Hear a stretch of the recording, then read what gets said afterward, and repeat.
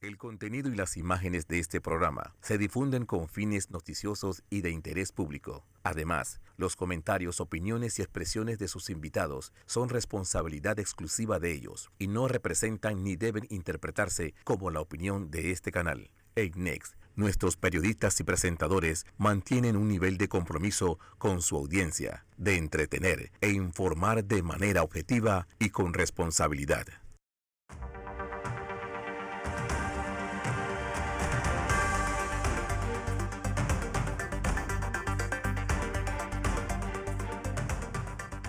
Buenas noches, bienvenidos a otro programa de Hablando de Frente. Todos los jueves a las 7:30 los esperamos aquí en las pantallas de Next TV, y cuando aquí no puedan sintonizarnos, estamos en las redes de YouTube de Vallarino Panamá, de Instagram, de Facebook y de TikTok, y en las redes de YouTube de Next Noticias. Hoy los recibo con mi jacket normal de guerra por un motivo muy especial, y es que pensé que tenía doblado el saco en mi carro y era el jacket, así que ahora que me lo fui a poner, pues así vengo a hacer el programa de Hablando de Frente. Y como me siento en confianza con todos y cada uno de ustedes, pues entonces mis disculpas, pero así vamos a hacer el programa en el día de hoy. Hoy vamos a tocar un tema que yo necesito que ustedes lo escuchen, lo digieran. Es una ley que suena bastante aburrida, pero que es el peligro no visto para cada uno de sus bienes. Es la ley de extinción de dominio. Hoy la voy a tocar, la voy a desglosar para que ustedes puedan entender qué es esto que le están diciendo de la ley de extinción de dominio, y créanme que puede poner en peligro el patrimonio total de toda su vida. Y ahora les voy a explicar por qué. Antes de eso, quiero hacer una breve, muy breve referencia a lo que está pasando en Ucrania y Rusia. Obviamente, yo no estoy de acuerdo con lo que ha hecho el señor Putin y el país como tal ruso. Como tampoco estoy de acuerdo con lo que en su momento hizo Estados Unidos al entrar en Irak, a pesar de que el Consejo de Seguridad de la ONU también le decía: usted no puede entrar ahí, y ahí no hay armas bioquímicas, y usted no tiene pues una prueba de eso, pero a pesar de eso entraron. ¿Qué pasa cuando entran unos y otros? Y aquí yo no quiero hacer ninguna referencia mala a Estados Unidos, de hecho no la haría. Yo tengo cuatro de mis hijastros son americanos, mi hermano es americano. Esto no se trata de hacer algo antiamericano, como tampoco antirruso. Se trata de hacer un tema de que las personas empecemos a entender cómo termina el intervencionismo. ¿Cómo terminan cuando países empiezan a hacer todas estas cosas de yo hago listas grises, yo hago estas cuestiones, yo tengo bombas atómicas, tú no? Y yo digo esto porque a mí siempre me llama la atención la moral del gobierno, de cada uno de estos gobiernos que exigen cosas para otros que ellos no están dispuestos a cumplir. Fíjense que nosotros estamos ahorita mismo, así como a un peldaño de que alguno de estos locos se les ocurra apretar un botón de una bomba atómica, de una bomba nuclear. Y uno pudiera pensar, no, es que eso no es posible, pero ya eso lo tienen en el lenguaje que están hablando, y cuando eso lo tienen en el lenguaje que están hablando, cualquier error de cálculo, porque uno piense que es que están haciendo movimientos para aventar una bomba atómica de un lado, termina activando al otro lado, aunque sea por miedo. Lo cierto es que para mí existe un cuestionamiento moral solamente de tener las bombas atómicas. Cuando usted revisa lo que pasó en Nagasaki, lo que pasó en Hiroshima, con la justificación que pretenda tener en su momento dado el gobierno americano, lo cierto es que para mí el terrorismo se define como la afectación de civiles, de personas inocentes, con el ánimo de generar un miedo sobre una persona. Entonces yo nunca encontraré jamás una justificación en haber matado 160 y tantos mil personas, dentro de las cuales habían niños, ancianos, personas que claramente no eran militares, enfermos, personas con invalidez, toda una serie de cosas, porque yo decidí que esa es la manera de intimidar a otra persona. 60, 80 años después, estamos con una persona sintiéndose con legitimidad para para amedrentar de esa misma manera. Cuidado que yo puedo lanzar bombas nucleares. Y entonces nosotros tenemos a una persona también cuestionando el por qué él no puede entrar en países ajenos, pero por qué Estados Unidos, a pesar de que el Consejo de Seguridad les dijo no puedes entrar tú tampoco en Irak, tampoco puedes hacer intervenciones en Yugoslavia, etcétera, una serie de lugares, pero ustedes sí entran. Nosotros, para entender un mundo en derecho, el derecho es igual para todo el mundo o no es igual para nadie. En el momento que los Estados Unidos se le ocurrió decir, ¿verdad?, nosotros sí podemos entrar, a pesar de que el Consejo de Seguridad de la ONU diga que no, ya dijeron la ley a mí no me aplica, o me aplica cuando quiero y cuando no quiero sí me aplica. Igual para Panamá, entramos en Panamá, lo que sea. Con las justificaciones que en su momento dado pudiera tener incluso el apoyo de ciertas personas que pudieran entender, mira, Noriega es una persona que yo no la quiero en Panamá, puede ser nocivo, pero yo siempre me he preguntado si los americanos no tuvieron otra manera incluso de sacar a Noriega.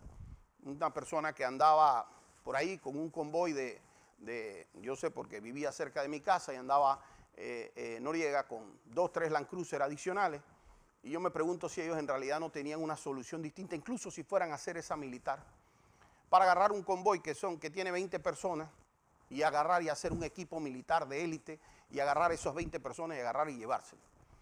Pero tenían que invadir un país y dentro de esa invasión una muerte interminable de cientos o miles de panameños en la mitad por una decisión que realmente tomaron ellos. Este tema de las guerras no solamente se limita a la intromisión de lo que se está haciendo en otros países militarmente. También hay intromisión con este tema de las listas grises y las listas azules y verdes, y que son básicamente un país diciéndole a otro cómo yo quiero que tú lleves tus negocios adentro. Y si yo cobro mis impuestos de una manera, quiero que tú los cobres igual. ¿Por qué? Si yo quiero cobrarlos a mi manera. Yo tengo un restaurante, a ti te gusta cobrar en la entrada, a mí no. A ti te gusta agarrar y cobrar la propina incluida, a mí no. A ti te gusta tener un orden. ¿Y qué pasa? Cuando a los países se les empieza a acorralar de unas maneras, el país deja de ser ese país.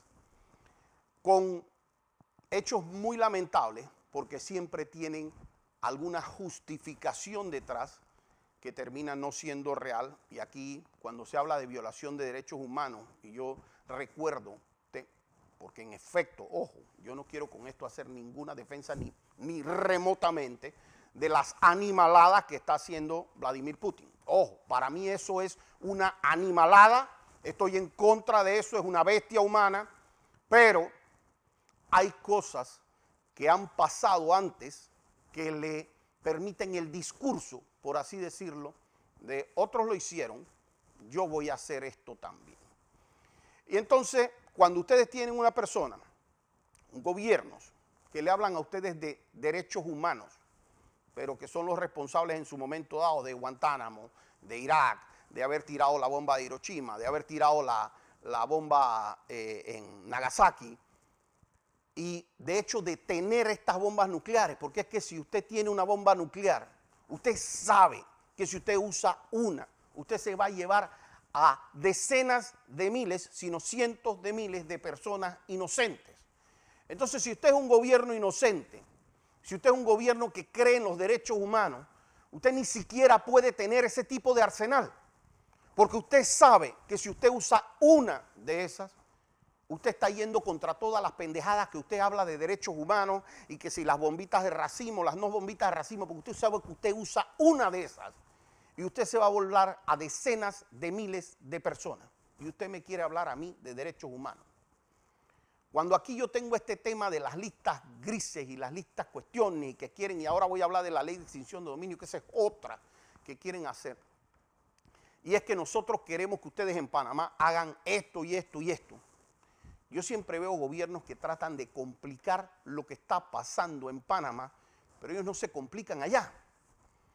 y por qué es que nosotros necesitamos eso para la persecución del narcotráfico, del terrorismo y de una serie de cosas. Miren, primer tema, si no se anduvieran metiendo en todos los países tendríamos la mitad del terrorismo, así acabamos con la mitad de los terroristas. Y lo segundo es que cuando yo miro esa cadena del narcotráfico que va desde Sudamérica, pasa por aquí y llega a Estados Unidos, yo pregunto, ¿quién es que paga por esa droga? Porque casi que nos quieren hacer ver en Panamá como que eso se genera aquí y entonces los pobres agarran allá. No, de allá es que la compran, de allá es que la pagan. Y Panamá tiene que hacer una participación activa para acabar con el narcotráfico y hasta ahí estamos de acuerdo. Pero ¿por qué yo tengo como país que pagar el precio alto de lo que tú como país consumidor, llámese Europa, llámese Estados Unidos, tú no estás controlando en tus propios países? Enséñame lo que tú estás haciendo en materia de microtráfico. ¿Cómo es que tú agarras y tú estás consumiendo lo que se consume allá? ¿Cuáles son las medidas que tú estás haciendo con los bancos, con las cuestiones para restringir que pueda haber ese consumo en Nueva York, en París, en Londres, etcétera? ¿Qué es lo que tú estás haciendo para controlar eso? ¿Qué tú estás haciendo como Estado para controlar el consumo de eso en tus calles? ¿Qué estás haciendo para educar a tus jóvenes consumidores en las escuelas desde primer grado hasta sexto grado para disuadirlos de que no consuman eso? ¿Qué tú estás haciendo para castigar el consumo de eso? Y entonces resulta ser que toda la carga se tiene que poner sobre los países de acá, de Centroamérica, y entonces ahora sí, a pesar de que haya una persona en temas de tráfico de drogas o consumiendo lo que sea, por cada 100, vamos a afectar a otras 99 personas en sus sociedades anónimas, en sus relaciones con los bancos, a todo el mundo que le pidan ahora hasta el certificado de la abuela, todo lo que, porque según ti eso es necesario para poder controlar lo que no controlas tú en Francia, lo que tú no controlas en Inglaterra, lo que tú no controlas en Estados Unidos, porque de allá es que está saliendo la plata. Y yo no veo esa normativa exigente en cómo se deposita la plata en Nueva York, cómo se deposita en Miami, no veo esa normativa exigente cuando se va a abrir una cuenta allá, cuando se va a abrir una sociedad anónima allá, y de allá es que están veniendo todos estos problemas. Entonces, de estos genios, nos llega a nosotros el proyecto de ley 625, que es el proyecto de ley de extinción de dominio. Y lo primero que le dicen a la gente, porque es la manera de vender estos proyectos, es decir, es que esto es para poderle quitar los bienes a los narcotraficantes. Miren, yo me leí ese proyecto 625 y no existe la palabra narcotráfico en un solo artículo. Y ahora les voy a tratar de relatar en un espacio todo este proyecto, porque es que si a nosotros nos dijeran, este proyecto es para quitarle las cosas a los narcotraficantes, yo les tendría que decir, lo primero es que se le aplaudo. Lo segundo es que les digo, señores, no se compliquen tanto, la ley ya les permite hacer eso. Y yo no puedo tener ningún fiscal que se pare delante mío y me diga a mí que la ley actual no le permite eso. Si usted agarra actualmente un narcotraficante, lo agarra con droga, lo agarra sin droga, pero logra probar la vinculación de esa persona, la ley le permite el comiso de sus bienes ilícitos. Y eso es una realidad que le permite la ley. Entonces la siguiente pregunta es ¿por qué usted necesita esa ley? Y la ley de extinción de dominio tiene un peligro grave. En la ley penal, para que usted le puedan quitar esos bienes, usted tiene que salir responsable de ese delito. Fíjese que este proyecto ni siquiera habla de delitos, habla de, y ahora les voy a decir la parte técnica, habla de actividad ilícita según lo determine el juez de extinción de dominio.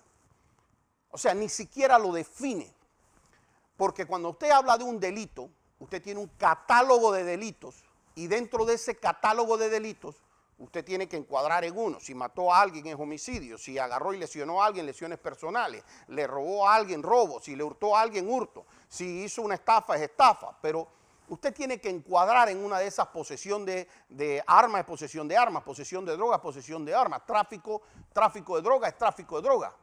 Pero existe una conducta que está debidamente descrita en el Código Penal y que le dice a usted que si usted comete ese delito, a usted le pueden quitar los bienes relacionados al delito, lo que haya usted utilizado para cometer el delito, el producto del delito se lo pueden quitar, eso ya lo tiene la ley.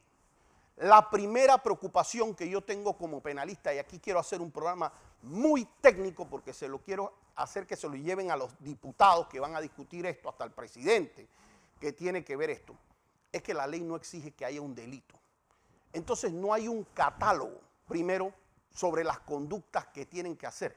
El artículo, creo que es el 4 del proyecto, establece de manera clara que es lo que el juez de extinción de dominio estime que es una actividad ilícita. Es decir, usted puede agarrar y usted puede procesarlo por narcotráfico, por decir algo, y usted sale inocente. Y usted lo pueden procesar por cualquier delito, blanqueo, peculado, corrupción, lo que sea, y usted sale inocente. A pesar de que usted sale inocente, a usted le pueden quitar todos y cada uno de sus bienes en estos temas de extinción de dominio. ¿Qué necesitan probar? Ese es el primer defecto de la ley. Si es a criterio del juez, hoy está el juez Alfredo Vallarino, mañana está el juez Pedro Gómez y pasado mañana Pedro Pérez. Y si es a criterio del juez, entonces hoy día fue el criterio de Alfredo Vallarino, mañana fue el de Pedro Pérez y mañana el de Perencejo. Entonces no está en la ley ni siquiera definido qué es lo que yo fiscal tengo que irle a probar a ese juez, porque ese criterio puede variar si es a criterio del juez. Primer error gravísimo de la ley. Lo segundo, si esta ley se hizo según lo dicen los que lo proponen, con la intención de perseguir el crimen, pensaría yo que tiene que encuadrar en alguno de los delitos, porque es que si no encuadra en alguno de los delitos, entonces no estamos hablando de crimen. Entonces usted me está hablando a mí de que usted va a perseguir si la persona hacía, qué sé yo, chance clandestino, hacía lo que sea, pero cualquiera de esas cosas a usted le va a caer con un tema de extinción de dominio. Hay una parte, porque esta ley dice que es de interés público y que por ende tiene efectos retroactivos. Cuando a usted le hablan de que tiene efectos retroactivos, significa que aprueban la ley y la pueden aplicar hacia atrás.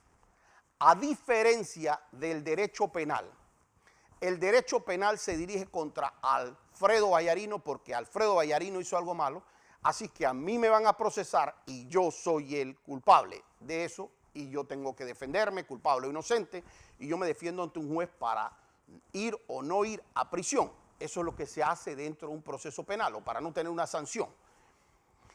Cuando se hace esta ley de extinción de dominio, esto no se dirige contra la persona, se dirige contra los bienes, es decir, contra la casa, contra los terrenos, contra la plata que encontraron en el banco. Y 10 habla incluso de temas de si se mezcla, ellos hablan, se confunde el dinero. Es decir, que de repente usted lleva una vida de lo más sana, pues, y usted ha hecho $1 millón, y de repente, pues resulta ser que usted, vamos a decir que usted cometió un delito, pues usted hace un tema de piratería y usted agarra y falsifica 3 CD de música y usted hace el delito de piratería y usted deposita eso en su cuenta junto. Según esta ley, en vez de quitarle lo que está relacionado a la piratería, a usted le vienen a aplicar sobre todos sus bienes y eso es una cosa terrible porque primero no la permite la Constitución, sería un castigo supremamente excesivo para la conducta, pero además muy peligrosa porque en un estado como el panameño, si yo tuviera una justicia que me digan qué bruto cómo está la justicia de bien en ese país y cómo nosotros tenemos, pero así de clara cómo está la justicia que no se confunde. Pero en un país en donde la justicia se ha prestado en los últimos 5 o 7 años para meras persecuciones de carácter política, por lo menos muchas, debidamente documentadas, con testigos protegidos pagados, con cosas que se hicieron desde un Consejo de Seguridad, contratando al abogado del presidente de la República para armar casos. A mí no me parece que tenemos el ambiente para venirle a decir a una persona que un ser humano, uno, puede agarrar y restringirte todos tus bienes. Y cuando yo hablo de un ser humano, la ley dice que el fiscal puede pedirle a un juez de extinción de dominio el secuestro de todos sus bienes. Cuando le digo todos, usted ata la ropa, le pueden quitar todo. No hay nada que esté restringido en ese proyecto de ley.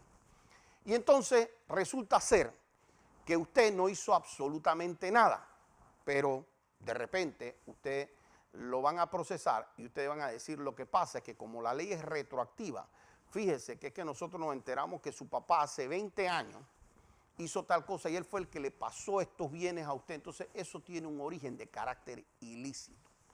Y usted va a decir: a mí me parece bien, porque si ese origen ilícito, bueno, que se lo quiten.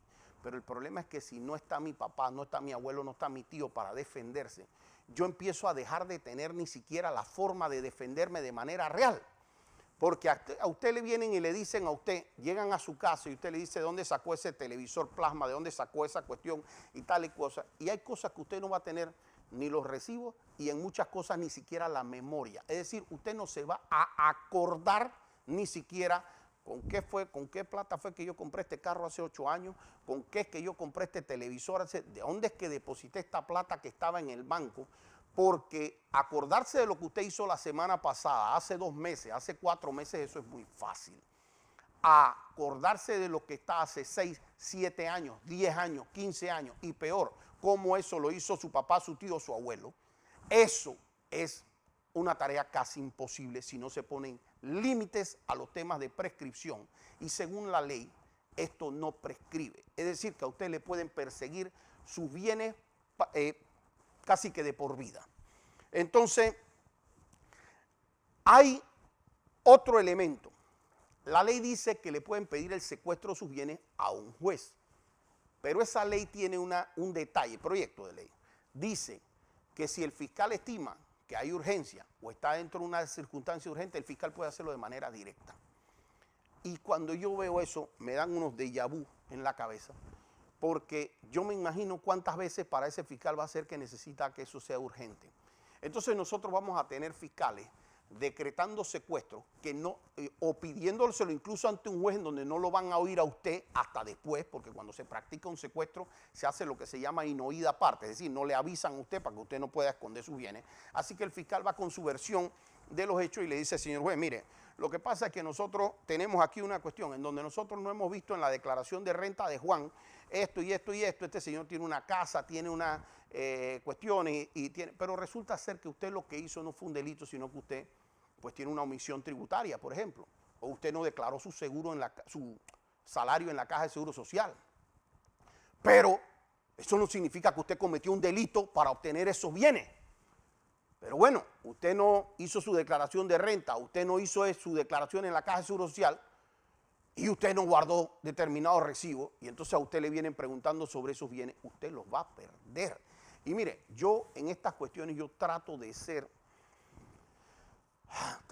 objetivo para no perder, porque realmente uno como abogado, y yo no me considero un abogado, no me considero el mejor abogado del mundo, pero no me considero tampoco un abogado sonso.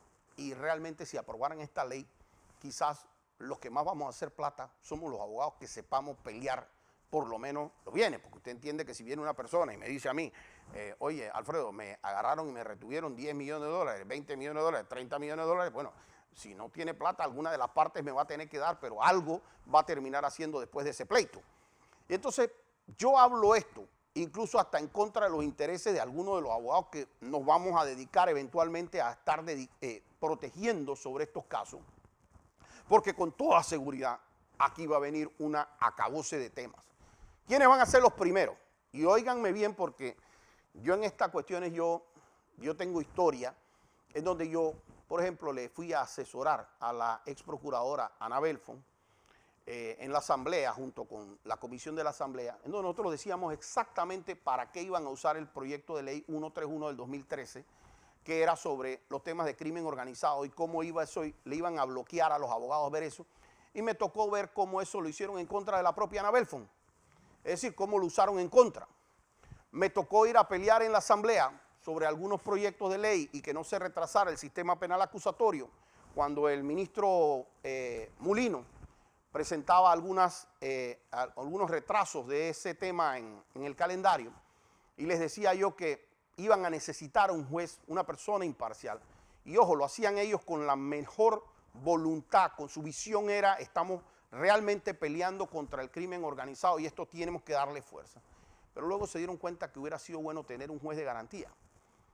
Me tocó ir a asegurarme en la asamblea de dejar plasmado ante el propio pleno de la asamblea que ese proyecto 245 que querían hacer en el tema de Odebrecht, de las supuestas delaciones, no era más que una maleantada organizada desde el gobierno para dejar libre a todos los de Odebrecht, para que aquí se hicieran delaciones de los amigos y los amigos no pagaran un día de cárcel y básicamente se hicieran estas delaciones contra los enemigos.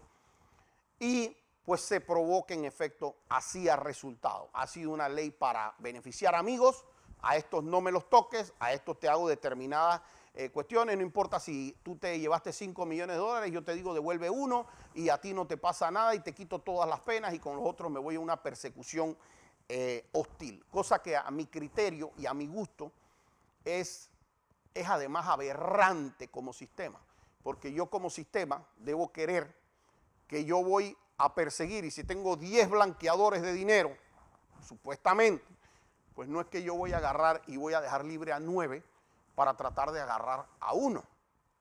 Eso no hace sentido. Es posible que yo agarre y deje ir a 1 para agarrar a 9, pero no estarle haciendo arreglos a 9 supuestamente para querer agarrar a 1. Entonces, aunque fuese verdad las tesis estas, que son mentiras las que ellos han planteado, pero aunque fuesen verdad, sería desde el punto de vista de la institución una vergüenza, porque a ti no te mandaron a corretear a Juan o a Pedro, a ti te mandaron a corretear a los que están blanqueando dinero. Entonces, ¿cómo tú dejas ir a 9 personas que tú dices que estás correteando delitos graves de blanqueo y lo vas a dejar ir sin pagar un día de cárcel porque tú a esas personas le diste una multa? Y tú, que eres el que lo tienes que corretear al Ministerio Público, eres el que está regalando esas sentencias en donde nadie paga $1. Y tú me vas a decir a mí que tú, Ministerio Público, eres el correcto y eres el que pelea contra la impunidad y tú la estás promoviendo. Tú eres el que la estás causando. Tú eres el que le estás regalando a la persona que te confesó que hizo un delito irse con una multa y no pagas un día de cárcel. Entonces, para mí esos fiscales ya sabemos que son un poco de maleantes, que básicamente lo único que generan es su propio interés dentro de estas causas. Cuando usted enfrenta un proceso penal, el fiscal está obligado a probarle su culpabilidad. Se presume su inocencia.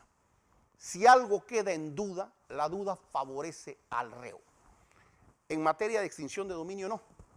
En materia de extinción de dominio, a usted le ponen a decir, pruébame de dónde sacaste ese televisor, pruébame de dónde sacaste este carro, pruébame de dónde sacaste estos dineros. Y si usted no tiene la justificación, el sistema va a terminar asumiendo o puede tener indicios de que no es que viene de un delito, sino que viene de una actividad ilegal a criterio del juez. Y usted puede terminar con los bienes quitados. En estos días veía yo al expresidente de Honduras, que se lo llevaban con un tema de una extradición hacia Estados Unidos, porque ellos aprobaron allá la ley de extradición. Y les dicen que eso es necesario para pelear contra el crimen organizado. Y yo siempre he dicho, yo no tengo ningún problema con que se apruebe la ley de extradición, después de que sea de 2 vías.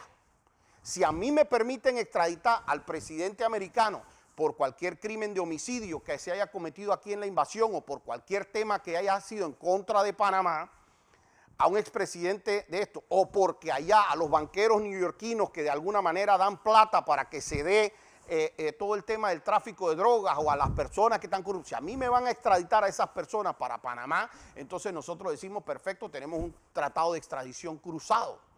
Pero lo que en su momento dado se quiere es que los países de Latinoamérica aprueben cosas que allá no quieren aprobar y no se les ocurre aprobar. Entonces, aquí la ley dice que a usted le pueden quitar los bienes que deriven del ilícito, perfecto, los bienes que se hayan mezclado, bienes equivalentes a lo que estimen actividades ilegales, y si sus bienes, porque es que esto es muy importante que usted lo vea, si usted se vio, de repente usted le alquiló el apartamento a alguien y esa persona hizo algo mal en el apartamento o en el carro, usted puede quedar sin su apartamento, usted puede quedar sin bienes. Esto es realmente peligroso. A pesar de que usted no tenga tema de narcotráfico, a pesar de que usted ni siquiera lo procesen, si lo procesen aunque usted salga inocente, usted puede terminar sin sus bienes. ¿Quién ustedes creen que van a ser los primeros? A mí a veces de verdad me da risa en esto porque ¿quiénes ustedes creen que van a ser los primeros que le van a caer en esto? Porque no crean los diputados que es que por ser diputados a ellos el tratamiento es distinto. No, para ellos no, porque esto no va contra el diputado, esto va contra los bienes. Así que como los bienes y el diputado son dos cosas distintas, aquí de un plumazo y con una resolución les van quitando sus bienes. Y mucha gente va a aplaudir y dice, quítanselo a los diputados, a un par de diputados. Perfecto. El problema es la presión política que se pueden generar con esto. En El Salvador, justificado o no, le cayeron al partido, a los bienes del partido Arena. No conozco las interioridades, yo no quiero hacer un prejuzgamiento de eso. Pero a mí me parecería aberrante que un gobernante aquí en Panamá, con el poder presidencialista que tiene Panamá, pudiera agarrar al partido opositor y decirle que a usted no lo viene, se acabó la campaña. No hay más nada que hablar. Y agarrar a 4 personas de la oposición que son financistas del candidato opositor y pegarles una llamada a cada uno. ¿Sabes qué? La Fiscalía de Extinción de Dominio está verificando algunas cositas, te vamos a querer hacer unas preguntas. Porque es que tú estás financiando a Pedro o a Juan. Y si esas cosas se dan en Panamá, entonces eso es lo que se puede prestar para una persecución de carácter político. Esta ley habla de que no hay prelación registral y eso es un peligro para la seguridad jurídica del país. Es decir, si usted es un acreedor y alguien le debía plata y usted presentó una demanda y usted logró inscribir un secuestro, un embargo sobre el registro público, la ley dice que no, que la Fiscalía de Extinción de Dominio tiene una preferencia y que le borra ese secuestro y ese embargo que usted tenía sobre plata que le debían a usted y entra el de la Fiscalía. Entonces, yo con esto, solamente porque se nos va el tiempo aquí lastimosamente, yo quiero dejar es la inquietud. Yo estoy invitado como expositor por un grupo de diputados para que nosotros generemos el debate que fue lo que le pedí de salida al presidente. Yo no tengo miedo al debate. Yo quiero que esto que yo estoy diciendo aquí, lo hablemos con todas estas personas que están proponiendo esta ley, para que podamos ver los peligros que esto genera para la estabilidad de un país. Y lo segundo, que me digan cuál es la necesidad, porque le quieren decir a la gente que es que esto es para pelear con el narcotráfico, es que la ley ya dice que si una persona comete narcotráfico usted le puede ya quitar los bienes que son derivados del narcotráfico. Y igual si comete un secuestro, un robo, lo que sea. Entonces, ¿cuál es esta presión con esta ley? ¿Y a dónde queremos llevar al país con esta ley?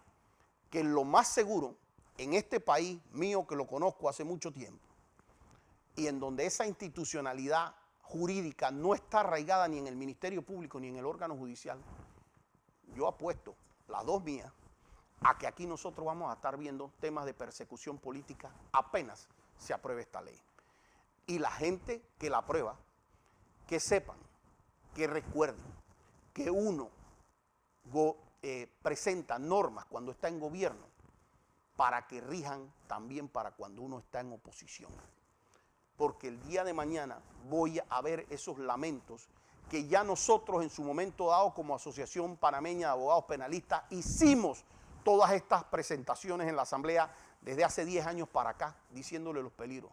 Cada uno de los peligros que nosotros planteamos se cumplieron. Y déjeme decirle, Dios los agarre persignados como aprueben esto, porque créanme que ustedes van a ser las primeras víctimas de proyectos como este, porque lo primero que viene aquí es un canibalismo político, viene una presión política y ojalá generen un debate abierto con redes, con los medios, para que se pueda ver la posición de los otros cuando nosotros planteamos estas posiciones. No tienen el contraargumento. Ahí los voy a ver en el debate y así los dejo pues hasta el día de hoy, hasta el próximo jueves aquí Hablando de Frente.